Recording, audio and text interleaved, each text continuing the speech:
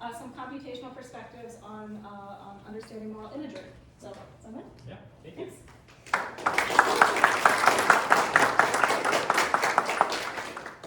So we have vignettes that are text-based, stimuli, images, and audiovisual videos that we tend to use when we try to study moral judgment. And when we put these three together, we also have a lot of dictionaries that facilitate trying to systematically study moral judgments and apply to various fields. So Moral Foundation Dictionary or Extended Moral Foundation Dictionary, it provides us a list of words that are moral, socio-moral image database that will kind of dig deeper today, provides images along with multiple ratings on moral dimensions, and also moral and affective film set also does that for short videos, mostly held on YouTube. And if we take these different databases all together, it actually facilitates research in relation to moral understanding and moral judgment, as it, one, helps us to cross-media comparison. So based on the affordances of these three media, do morality play out differently? Also, all of these kind of tap into this multidimensionality of morality, so that kind of taps into 5 moral foundations from moral foundations theory. And because these are all highly validated databases, they enable us to kind of tap into reproducibility of our research as well. But there is a kind of a overlooked downfall that I would want to say for all these three databases. And it's that many times when we use these, whether we use the bag of words approach from the dictionary or using selecting visual stimuli and showing to different participants, well, we tend to kind of take this dimension-specific approach and we kind of overlook the moral complexity. And of course, Rene would focus more on, he likes moral conflicts, and he thinks a good narrative has good moral conflicts. But if we just do a dimension-specific approach, then we're not actually looking into what we believe is the interesting thing within the moral narrative. So that's what we're gonna focus today. So just to take a step back and give you more of an overview, socio-moral image database, in short SMIT, provided by Krohn et al. From University of Melbourne. They provide around 3,000 images that are highly validated and also rated by separate participants, like 2,700-ish participants judging these images based on 8 different metrics or dimensions. So they say if the image is positive or negative, that's valence. Also on arousal, also if this image is related to moral issues or not, and also on this 5 foundations: harm, fairness, loyalty, authority, and purity. And for all these 8 measures, participants measure the degree in which it is either negative, indicating 1 for valence, positive, 5. For all arousal, moral, and the 5 moral foundations, they indicate whether it's low or high. And you can access their the images and also those ratings on their OSF.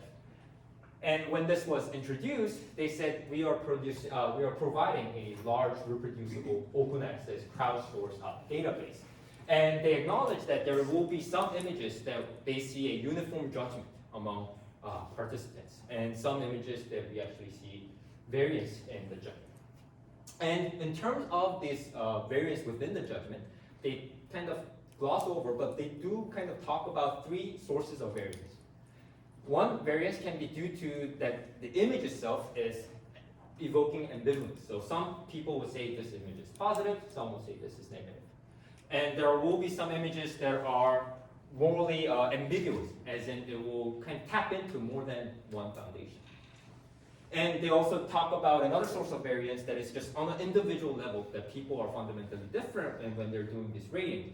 And they kind of talk about this part, the divisiveness within the participants, and saying that if we, for example, and this is their metric that they're providing, that if you run an ANOVA with the ratings as a dependent variable, independent variable as a demographic variables like the age, education level, political ideologies, and religion taken into account, and if you measure their effect size, then it talks about how much of the variance within the ratings are explained by individual variances. Even though they lay out 3 sources of variations within judgment, they don't really look at these 2, and that's what we're trying to do today. That we just want to get on the table that let's talk about different ways of measuring ambivalence in an image, ambiguity in an image, and also they already talked about divisiveness. So it actually helps us and push the literature more into understanding more complexity.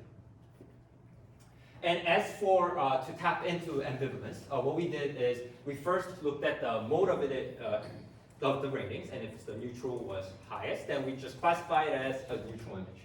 For those of the image that didn't really load highly on a neutral score, which is 3, we say, well, that it's a valenced image, and now we just have to categorize if it's a positive image, negative image, or an ambivalent image.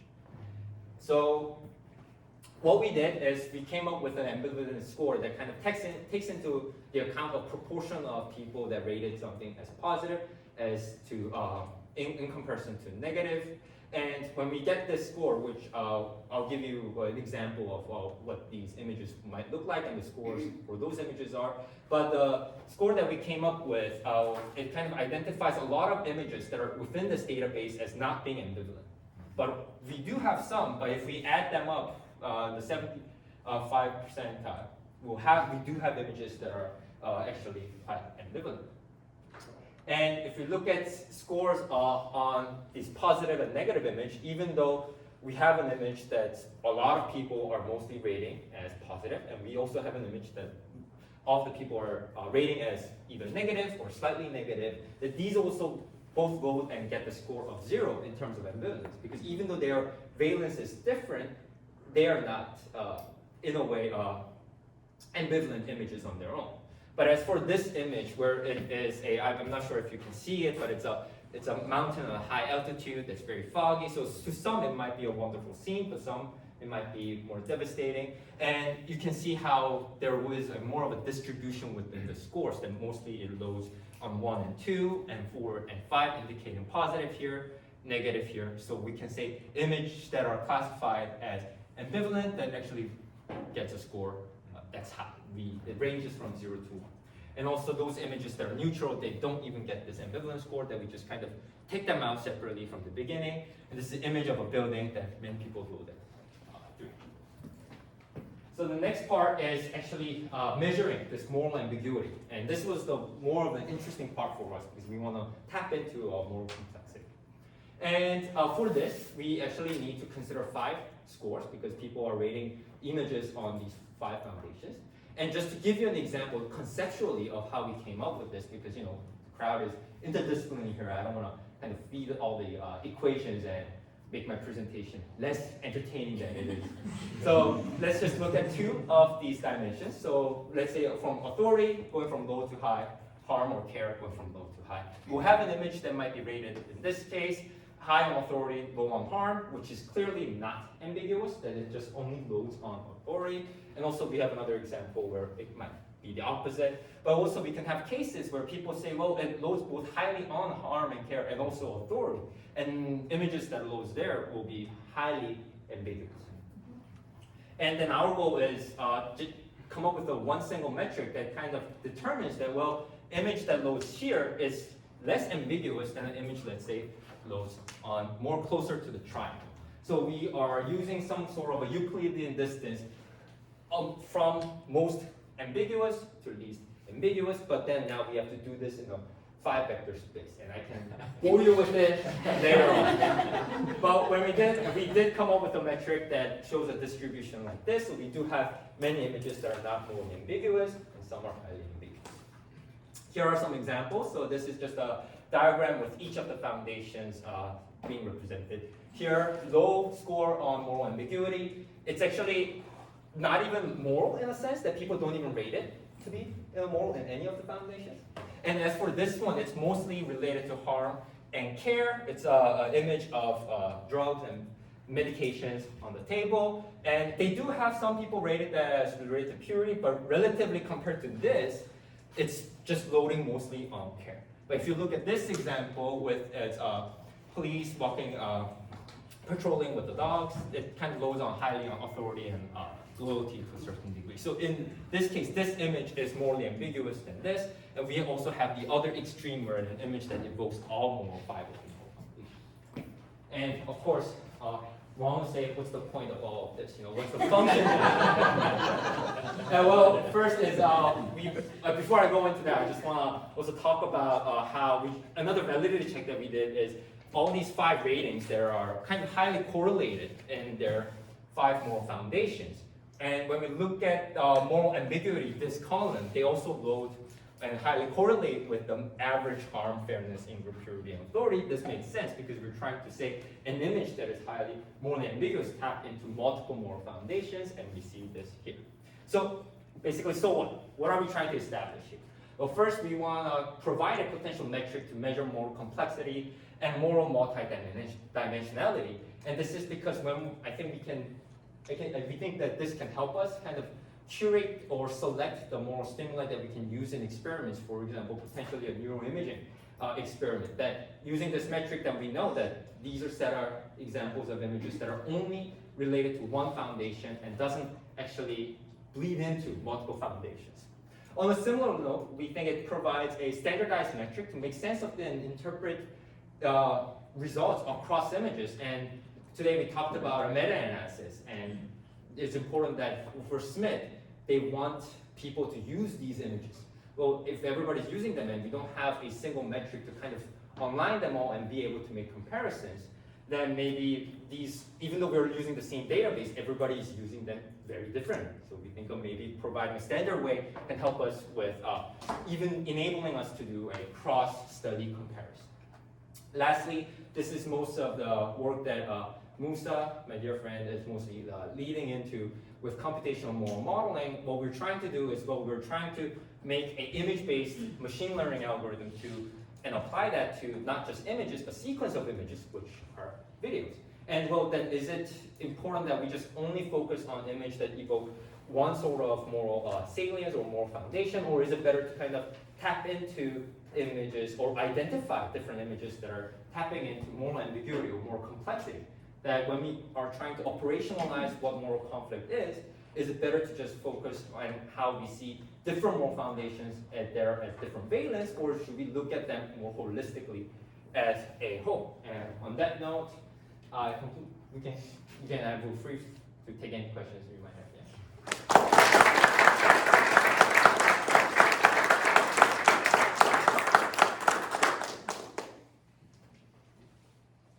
Yes. Yeah, thanks. Very interesting talk, and I want to pick up on sort of the point you got to at the very end. So let me offer this up as kind of a further question about the whole basis of the original data set, and then how you're developing it. I mean, there's something from where I come in terms of disciplinary perspective. There's something slightly odd about the idea of isolated images, and most of them are photographs, right? Having context-free a kind of a moral valence, right? So let's take one of the examples you pointed to, which was a picture of a house, right, which you presented as a neutral, yes, a neutral image, right? Yeah. So I can see in the context you set it up how we could think of that as being neutral, right? But I mean, in any actual context, right, where we would encounter it, it would be, say, in a newspaper, it would be in a TV broadcast, it might be in a narrative film. There's always going to be a context, right? Yes. Which leads you to kind of look at that image with a set of, further information about which frames it. So now, I think you were getting at that point in almost the very last words you uttered when you sort of used the word heuristic. Yeah. Right. So could you just say a little bit more about the very basis of the idea that we're kind of like we're getting hold of something important here, with the idea that decontextualized images have some kind of intrinsic, stable, socio-moral valence. Because I think that's a great point, and I think we always get pushbacks on when we use extended moral foundations dictionary, which many people say is the bag of word approach, just taking words and giving them labels on how they're rated morally. Exactly what you're saying, takes things out of context. And I think that's why we're interested in looking at sequence of images, which are videos, because we would say, okay, that house on its own might be given a different say, different valence due to the context, and we think the context is provided maybe prior or even after that we can have a holistic understanding. So that's why if we just take this image database and just apply to single images, I think we'll be wrong more than we're right. But if we take them as a sequence and know what's happening before, so audio-visual features that are happening before and after, it would definitely help us have a greater understanding. And to be honest, I present just on the visuals, but we are tapping into text, like subtitles, images we said here, and now we're also pushing towards more of an audio processing pipeline. And we think, just like how we normally process media content, that we should holistically look at these three together. So this is more like a very small piece of a more of also a big machine, we think. Yeah. I was curious about your metric of ambivalence. Yes. In that it kind of seemed like what you were doing is the ambivalence is about at the population level, like in public opinion, sometimes we call it the public is ambivalent, meaning there's a bipolar distribution Yes. of opinions. Whereas often in when we talk about ambivalence is that my personal reaction to this contains both a positive and a negative evaluation. And so I'm curious, in this case, it seems like it could be that an ambivalent image is one that no one person is ambivalent about, that people can have completely univalent approaches.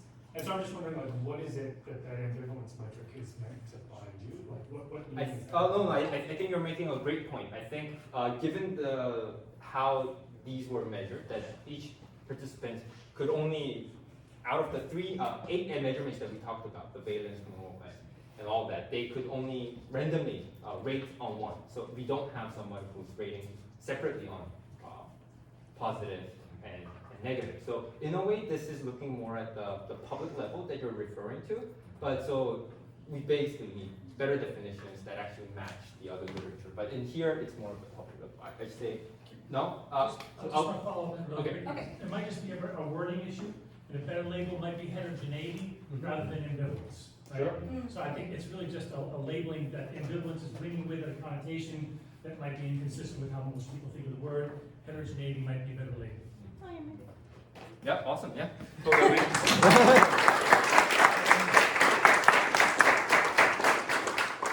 speaking of how we label things, I would appreciate it if nobody lets Renee know that his name is not on the agenda for this talk. Oh, yeah. Clearly, he was here. I'll right? take a picture and send it to him right now. Is he writing me an email right Yeah. now? I could feel it in the ether as it was coming to my way. Tell me you get a new picture. That one's from 1990. Yeah. I think that's the best one. Does it get better after that? It's still upstairs on our wall as an affiliated faculty. Yes. All right, thank you so much. It's super interesting. I really appreciate it. So now we're gearing away from social-moral images, and we are looking at a moral mind, heuristic, and novel judgments of machine and human agents, presented by Jamie Banks. If you were at the spring meeting, you saw the first part of this, and I'm going to recap. Is it on? No. Sorry. Excuse me. Okay. Yeah. Oh. Yeah, yes, it is. Before I start, though, my new approach, there is a semi-new text-to-image AI tool called Midjourney, and I asked Midjourney what a robot moral mind heuristic would look like, and it came up with this. And I have the revisioning of it at the end. But this has been, this does work, right, or no? Yeah. Great. So this is sort of the culmination of about 5 years of work that, thank you Air Force for funding, that has been aimed at exploring what the relationship is between perceptions of mind in a social machine, perceptions of moral agency, moral patiency, and trust. And what does that all mean for how robots as embodied AI can influence us in different ways? And the Air Force really cares about this because they are investing heavily into human-machine teaming for intelligence, for doctors on the piloted mission to Mars, and all sorts of other types of interests. And so while I worked with robots of a couple different morphologies, primarily with this humanoid robot, which we call Ray, and she presents as female, And this is basically all of the different types of relationships that I was unpacking in the course of this work. And, sorry, in the course of this work, some weird stuff started happening. I had thought there would be certain types of relationships among these variables under certain conditions. And when it came time in the 4th year of the grant to do what I promised to do, and that was to come up with some kind of testable model for the relationship among these things, for the things the Air Force cares about, I had an oh shit moment because things were not happening the way I thought they would. And so I did a lot of reading and a lot of thinking, and effectively the reason things got weird is because we had some associations among things that wouldn't normally, I think, be necessarily associated, right? We would probably infer, let's say in a human, intuitively that they have a mind and that they have mental capacities, and we're inferring emotions and intentions and things like that. But we wouldn't necessarily trust them, right? But across all of the different studies, no matter how, mostly independent of measurement, mostly independent of the moral situation that they were in. We had some pretty well validated ones across the, actually we do the 6. We do, in this work, liberty and oppression, because there's an important set of ideas, especially as they're presented in the media about whether robots should be slaves or independent persons or other types of things. Independent of whether or not the robot framed its behaviors as coming from a social or mindful space, or a motivation or drive versus a technical one like its programming, and regardless of whatever sort of the initial impressions were of the robot before it engaged in some type of behavior. So my best take, and I know just enough about heuristics and cognitive biases to get myself in trouble, but my best take is that there is something happening here where all of these judgments are happening together and that they are concomitant. And what I presented in the spring was the initial evidence that yes, these 4 judgments appear to be moving together, and it's independent of whichever one we might prime you to think about first, right? But it is subject to the valence of the prime. So if I say this does have a mind, you will have higher ratings of all of those together. If I say that this robot does not have the capacity to feel pain or to suffer in any way, they would all move down together. Okay? So, I actually don't want to go through that again. Yes, support it. Okay, so in order to be able to say that this thing that it's not a great name, but moral mind heuristic, that's what I'm calling it now. Heuristics are kind of these weird black boxes, right? We can't necessarily tell that they're happening, and if we try to make them happen, then we break it or we make it happen. And so Sarah Spooler and Sean Sundar have this really clever framework, I think, on how to test whether or not a heuristic is actually functioning. And so that is the second part of this project. They basically say you need some kind of trigger, and it activates the heuristic, and that should produce some kind of bias processing effect. But most studies end there. Well, we can't really necessarily claim that it is that heuristic and not some other kind of process that's happening, and so we have to engage in priming. And so when you make someone think about this heuristic, it should be escalated or accelerated, and when you don't, it should not necessarily be. So I engaged this kind of logic here, trying to unpack whether or not these 2 other types of criteria were happening. That we could muck with the accessibility of this supposed heuristic, and then it should have some kind of impact on a theoretically relevant outcome.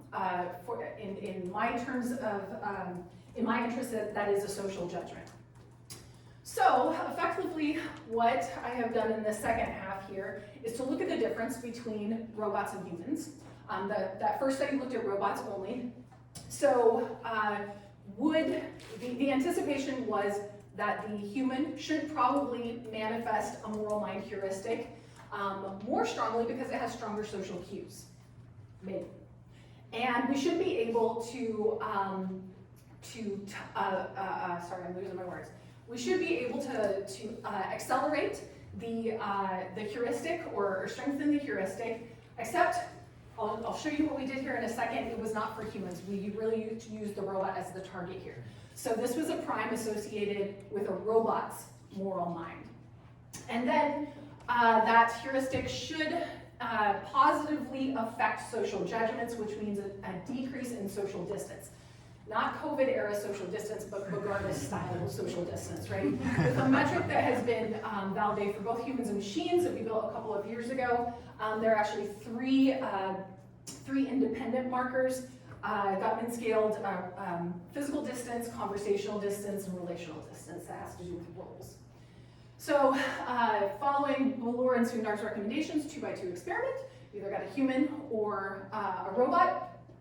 Oh, sorry, first you were assigned to a priming condition or a control. I'll show you what those look like here in a second. Then you were assigned to the agent, and then you saw a video in which the agent suggested the possibility of mind, morality, and trust, but not necessarily the presence or absence of it. So it was intended to be an ambiguous stimulus. And then you evaluated them for the features of interest, and then prompted to sort of have this speculation as to, if you were to meet this agent in the future, what would you expect would be your level of comfort in these three different ways. So we did this through prolific video stimulus, as I mentioned. The measures for these were single items, because we wanted them to think very quickly and not to think too hard about it. What we learned in the past studies is, and this was that measurement specific kind of thing, if we ask them to think too hard about it, or think about the dimensions of it, then it starts breaking down. People will pretty instinctively read these features into a robot, but not if you make them think about it. And then, this is my first time with path modeling. I think I did it right. So the priming task per Bloor and Sundar has to be an unrelated task. Else it becomes a little bit too obvious. So what we had them do is they were asked to engage in this magazine evaluation task.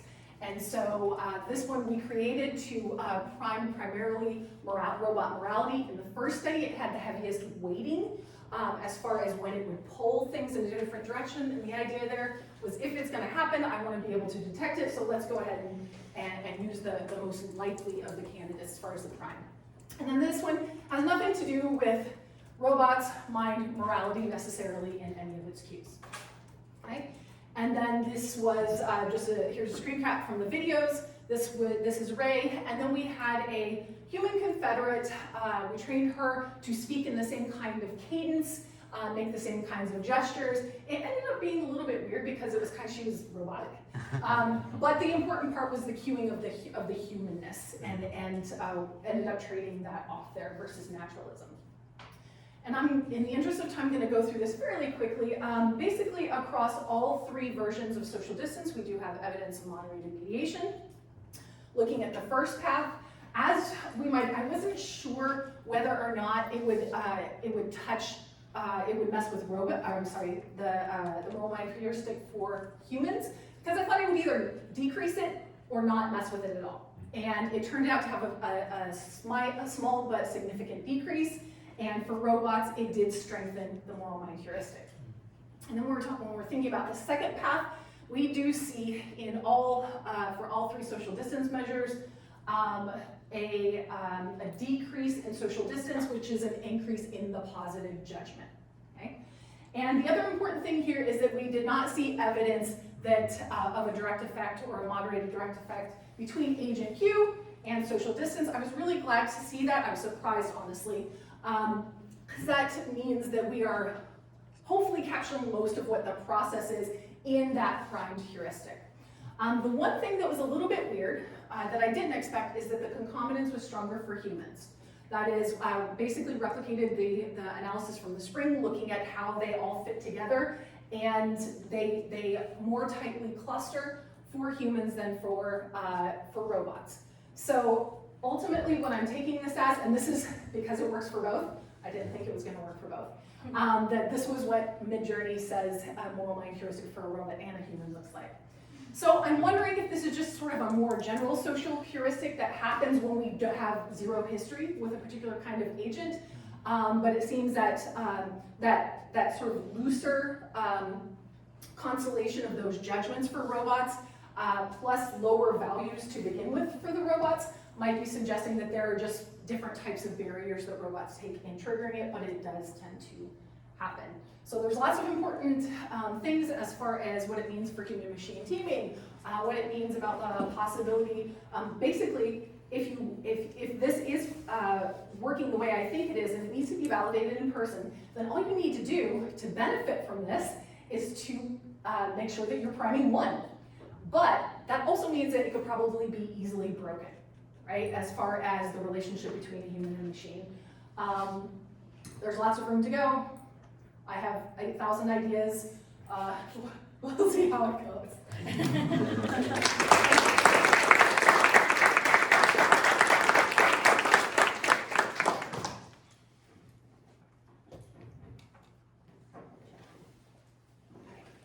Hi, really interesting.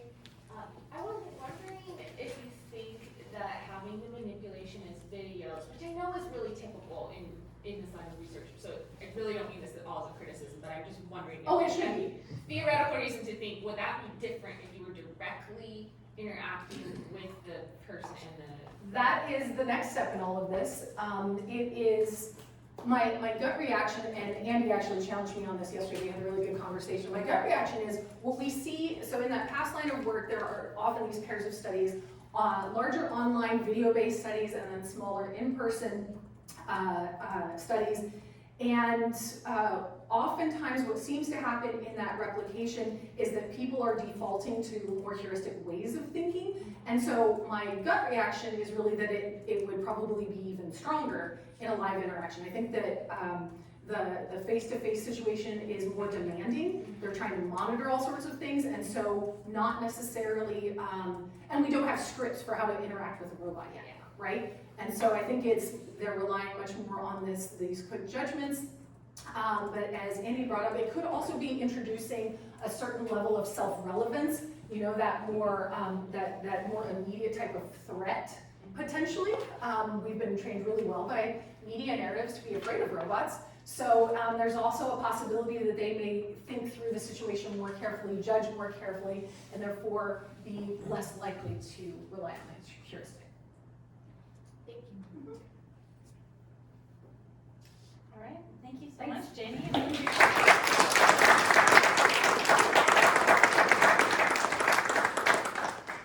And then I hate to do this to anyone, but Rebecca owes me because I've given her cab rides for many, and taken her to dinner many times at many conferences. So in payment, she's going to be the final presentation for today. She said that was okay. Implicitly, it was implied. And she's going to talk a little bit about character individuation and disposition formation, replicating and extending current work. So thanks for volunteering. You live in my mind, Allison. I know, I knew you wanted to You do knew that. that I wanted to be I did. absolutely last. Yes. Hi, everybody. I'm Rebecca. I am a PhD candidate at the School of Communication at Ohio State.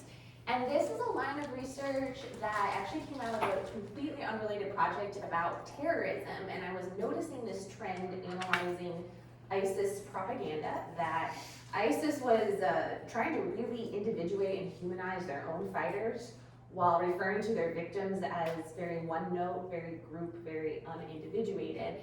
And I started thinking about what would that look like in a less extreme entertainment media character context, and thinking about it in relation to work that our lab does with disposition theory. So I started talking to my co-advisor Nat about this and ended up with lots of collaborators from our lab. So thank you so much to Matt, Katie, Joe, Chaz, Sam, and Christina. So the key question that I'm interested in is, what role might character individuation play in the formation of positive or negative dispositions toward characters?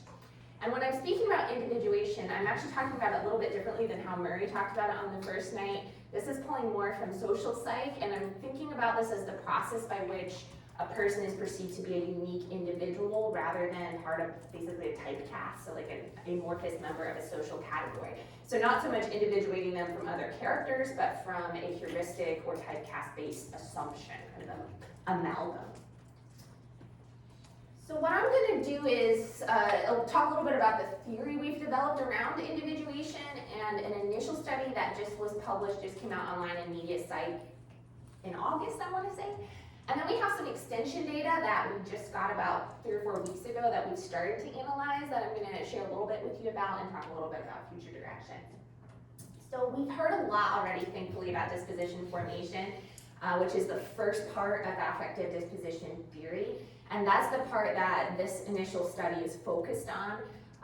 This assumption that audiences like characters whom we judge to be moral and that we dislike characters whom we judge to be immoral. And current research, as has already been discussed in this area, posits that there's 2 main ways that we form these judgments. One is through an observation of the character's behavior and judging that to be moral or immoral. And the other is through an appearance or other types of cues about the character that key us on to them being either heroic or villainous, and then bias us to evaluate them positively or negatively. And so I started thinking about, and we started talking about in lab, well, is it possible that individuating a character also presents a sort of type of moral bias, that it causes us to consider this character as more likable, more moral? And thinking through some of the literature again in social psych that has indicated that humans, when they're portrayed in more individuated ways, tend to be evaluated more positively. We are able to attribute more human emotion to them. We often perceive them to be more warm and more competent. I'm wondering if that translates into story characters. And there's some initial theoretical work by Megan Sanders, who took work from social psych from Fisk and Newberg and applied it in a theoretical paper over in communication, and argued that, yeah, we should see some of those same positive outcomes occur. But there hasn't been really experimental work looking at that, nor has it been explicated very much. So I want to put up an example for you of individuation here. This is a real person, Inge Ginsburg. She's a 96-year-old grandmother. She survived the Holocaust, and her main hobby and passion is performing anti-fascist death metal. So that's a great example of an individuating characteristic. When we hear the word grandmother, we probably all have a certain heuristic that pops into our minds, assumptions, thoughts. And I bet for most of you that doesn't include performing anti-fascist death metal, right? So that's initially something that breaks her out of that typecast and makes us have to think about her more as an individual human and evaluate her based on her individual attributes. So our initial study, we went through a series of pilot studies where we thought of this character type, a U.S. Marine character, because we figured people have a heuristic for that. It's very common to have military characters in media. And we wanted to test pairs of details for this character that would either be seen as really typical for our assumptions about them or atypical, but that weren't manipulating morality of behavior. And so we had 6 detail pairs that ended up getting selected from our series of pilot testing. Things like he likes grilling out versus he likes baking bread, with baking bread being the atypical version. So our main experiment tested a short character bio, and it's easier if I just show it to you. So here's one version of it. Everything but the red box remained consistent throughout all experimental conditions. So you read a little bit about this show that this character is in. You read about his rank, his age, his height. But then there was this little paragraph about his personal life in which we experimentally varied the proportion of details that were typical to atypical. So we had 7 different conditions ranging from the most typical version of the character to the most atypical version of the character based on those details. And these were the detail pairs that we ended up with from all that previously. So you could get the version of Tyler that drives his Prius, loves his classical music, bakes bread. I'm sorry, the dirt bikes and horses is actually backwards. Horses is the atypical. And we held moral behavior constant, and we tried to hold visual schema constant. This was the same picture across and the same general description of the role that he plays across all. So we measured some humanization outcomes, seeing does this affect how human and how deep we perceive this character to be, our classic disposition formation outcomes, as well as warmth and competence. And then also compared this to typical marine characters and our own selves. So quickly, this is the linear regression model from the humanization outcomes, so mind perception, humanness, and depth. This is actually a regression that is controlling for any objective similarity between the audience member and the character details, so we asked them about that just to make sure that wasn't a compound. But you see this really strong positive relationship. The more atypical the character, the more you perceive them to be human, deep, have higher mind perception. We saw a positive pattern with morality on 3 out of the 5 foundations. Loyalty and authority were pretty flat, but the other 3, pretty strong positive relationship. Liking, warmth, and competence also all had a pretty strong positive, definitely significant positive relationship. Heroism was flat, so we didn't manipulate schema, which was good. And then, this is cool, character realism was significant, but in the opposite direction, which makes sense, because the way that we conceptualized and measured realism was the typicality and the plausibility of the character. And so the more atypical he is, the less realistic or typical of a marine character he seems to be. And then you also perceived him to be slightly more similar to you if he was more atypical. So that was cool, but we wanted to see, does this extend to other character contexts? Because this was an initial test of this, and just wanted to make sure there wasn't anything specific about these details, even though we did all that pre-testing, that was, creating this finding. And so we wanted to see if our findings would replicate in a different context, and we thought, what if we found a character type where the same details applied but flipped? What was typical for the Marine is now atypical for this character and vice versa. And we did a lot more pilot testing to find our character, and we found Tyler Walton, ballet dancer. So male ballet dancer Tyler Walton in the pre-testing had on the y-axis here the same typicality breakdown as the Marine, except in the reverse. So for each of the details, what was typical for the Marine was atypical for Tyler, the ballet dancer, and vice versa. And so we reran the Marine data, so we tried to replicate it, and then we also ran all the ballet conditions as well with these 5 details. So just to give you an idea of what the stimuli looked like, the picture changed because we wanted to use the same picture for both the Marine and the ballet characters so we could directly compare them. But we just changed the little blurb up here for the ballet dancer. Clash in the company follows the American Ballet Theater's traveling company, but same thing, the personal life paragraph for both. That where we switched out those details. So preliminary results on this finding. So the first study for the Marine character replicated pretty nicely. We had a bit of a smaller sample size, so effect sizes are similar, but a couple things aren't significant that were in the first study, but overall really, really similar results, same patterns. The ballet character, though, it really didn't. There wasn't a reverse effect, but it appears that the individuation manipulation really had little to no effect on the outcomes. Very flat across the board. And I'll give you one example of this. This is our perceived humanness outcome measure, and these are just the means. This isn't our regression weight, but the green line is the Marine character, and we're going from most typical to most atypical version on the bottom. So you see this pretty steady upward rise. The more atypical, the more human they seem. But the ballet character is very flat. But note this gap here at the beginning for the atypical version. The most typical version, very stereotypical, all the stuff you would expect. There's this big gap in what you perceive in terms of humanity between the ballet character and the Marine character. And so as we thought about this more, we're starting to think maybe the male ballet dancer is just inherently an individuating description. It's a little unexpected to think male ballet dancer. Most people, if you say ballet dancer, their heuristic is going to pull up a female. And so that might already be stimulating some of this more attribute-based thinking, attribution of emotion to the character.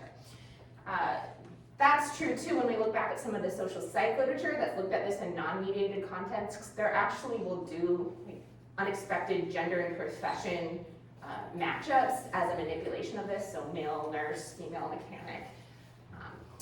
Also, we wonder if perhaps people just lack a clear heuristic typecast for ballet dancer in general. Can't think of a whole lot of television shows or novels about ballet dancers. They're out there, but certainly pale in comparison in numbers to stuff about Marines and Army and Navy. So overall, we learned that it appears that the strength of the baseline heuristic typecast probably matters. And so in the future, my dissertation is focusing somewhat on some of these questions, and so I'm working to formalize a theoretical model for individuation in depth, really in combination with moral behavior and how those things might interact, and testing manipulations in multiple contexts, so hopefully we'll get some more answers. But even in our lab, we're thinking about how can we identify a character type that is opposite to a Marine, but that still conjures up strong heuristic assumptions at that baseline, so we can test this a little bit better. So thank you so much. In the wise words of Joe, I'm awesome on the job market, so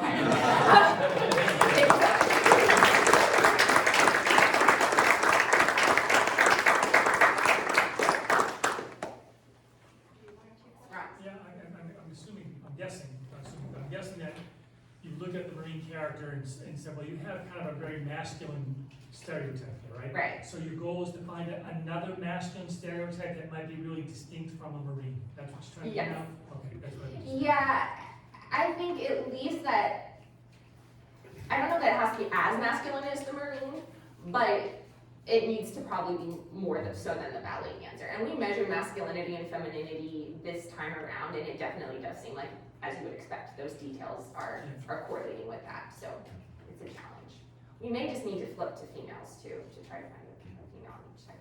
Yeah. Could go past her. Pardon? You could go past her. People think you're masculine? You that direction.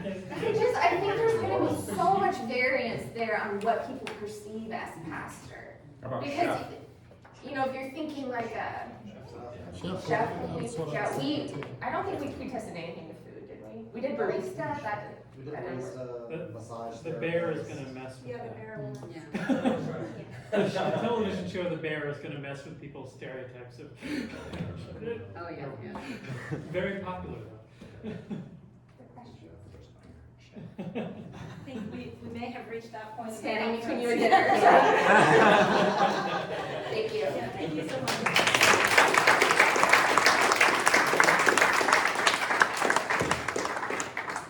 But wait, there's more. I know. You're standing between us. I am totally, I have no fear of you, Matt. I'll stand between you and dinner all day. So I really just have 2 or 3 things that I wanted to say. First of all, thank you so much, all of you. This was an incredible day, starting yesterday, going through today. We couldn't make this happen without you coming, without you participating, without you sharing your research with us. So give yourselves a hand. Thank you so much.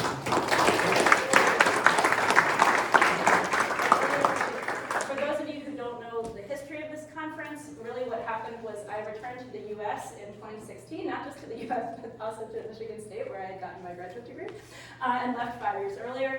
And some good friends of ours were studying at West Virginia at the time, German friends of ours who usually, and they were going back to Germany. And I said, Ron, we've got to get Sven and Layla up here before they go back to Germany. And he said, gosh, that's a really great idea. How can we not pay for that? And I said, what if we made it a conference? Then they would come and we could just all have a super good time. And he said, great idea, let's invite a couple more people so it looks super legitimate. And that's what we did. And that was 6 years ago. If you told me 6 years ago that we would end up here with more than 50 people in attendance from across, not just the US this year, we have across the world. That's pretty awesome, you guys. I'm very excited. I think what I wanted to close with is, first of all, if you had told me back in 2016 that this is what was going to happen, that's not true. I would have believed it, but I would have said, gosh, there's a lot of work. That feels like an awful lot of effort, right, between here and there. So I think one thing that I wanted to think about today when we think about morality in media is sometimes we don't always know where we're going when we start, right? And then we just kind of have to take the next step every time. And every time we take that next step or we do that next action, we're doing it oftentimes in accordance with our values. So if we look at the values that are exemplified here in this conference, in this gathering of people, I see a lot of really positive values that I want to continue bringing forward into the future, no matter where we end up. And one of those is honoring and respecting the mentorship of grad students. This has always been a graduate student-friendly conference. We've always included graduate students, often graduate students who don't even do anything close to what we're studying, because we value that kind of networking opportunity. We value progressive research, right? Research that a lot of studies you heard today have built upon conversations that we had at previous conferences, right? And that doesn't happen without you coming and participating and sharing your knowledge. So I say another value is definitely in sharing yourself, sharing your ideas, sharing your time, sharing your expertise. This year, I'd say also a value is an interdisciplinarity, and that's a tough value. We know empirically, I can cite studies for you, we know empirically that interdisciplinary scholarship is not often as rewarded as scholarship that sticks to one discipline. People don't understand it, people don't like things that are new, people say, no, that's not for me, right? So it's difficult to take your research and share it with audiences that are not from your home discipline, and all of you have done an exceptional job of doing that today. So that's an incredible value, and one I really appreciate you guys taking into that. Now, Art asked me today at lunch, he said, you know, Allison, like, super job, great job, conferencing. High fives, right? Oh, these are past moral medias. I won't bore you guys with those photos, although I do have them, and I was waxing nostalgic looking at them with Matt and Lindsay earlier today, right? But Art said, Allison, this is my favorite. It's got some editorialization on there. Art said, Allison, well, where are we going with this? You know, what are we doing with this? Where are we going with this? Like who cares? How do? And I said, that's what made me think about. Like, we don't always know where we're going. We just keep taking that next step in accordance with our values and the things that we treasure. And one of those things that I treasure is publications. So I do think that we need to, at this point, announce that there is a special issue of the Journal of Media Psychology. There will be a special issue devoted to media and moral understanding. It will be co-edited by myself, Carl, Murray, and Dan, and Sarah will be acting as the editorial assistant. So do think about that as a home for some of the work that you saw presented, or if you're working on other things. It is designed, now I know Journal of Media Psychology has media psychology in the title, I understand that, but it is actually designed this year, this special issue, we have, and I'll send this call out to everybody, I just wanted to show you a really important thing here. It is designed to be, this is the most important thing, it is designed to be interdisciplinary, this issue, so we're hoping to solicit abstracts, preliminary proposals, very short abstracts for papers, due November 15th, and we'll say, yes, we'd like to see a full paper written from the abstract by December 15th. That doesn't guarantee publication, of course, it still has to go through a full review process, but I wanted to let you know that this issue, particularly Nick Bowman, the editor of Journal of Media Psychology, was gracious enough to allow us to have an interdisciplinary perspective on this topic. So, I don't know if that's where we're going to end up, but at least it seems like the next viable step in this process. So do please consider this. Now, of course, the most important next step that we have is going to the graduate for dinner. This is perhaps a little bit more of a long step, so the next baby step is to the graduate for dinner. Drinks for the bar will open at 6. Dinner will be served at 6:30. I hope to see you there, and thank you once again for an incredible, incredible day.